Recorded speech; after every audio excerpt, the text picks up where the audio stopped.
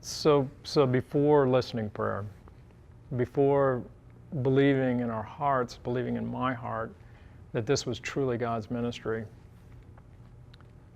it was bad. I know, because I've walked with many ministry leaders, church leaders, that the work that we're called to is hard work.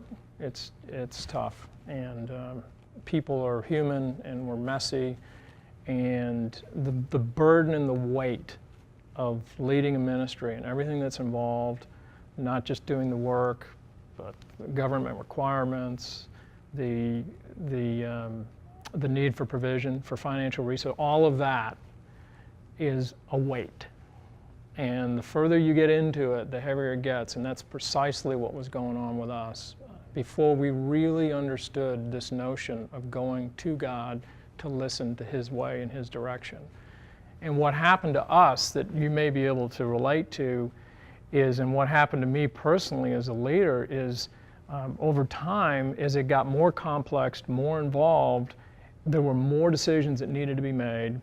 There was a pressure that was mounting around making the right decisions at the right time, and having the funds to do what we needed, all of that. And we found ourselves making decisions that we'd make a decision, we'd brainstorm a decision, make a decision, then we'd ask the Lord to bless it, and then we'd charge off, and we went down rabbit hole after rabbit hole after rabbit hole. And when you go down a rabbit hole, it's not just going down the hole.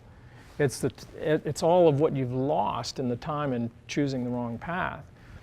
And that has a compounding effect. And what happened to me on a personal level is I was exhausted, burned out. And many people can relate to that. And what was happening that I didn't understand at the time is that I was relying on myself. I was not relying on the Lord. But nobody had ever shown us or taught us what it meant when Jesus said, "My yoke is light, my burden is easy, come unto me." It's like, well, what does that really mean? What does that look like in a very practical way? How do you do it?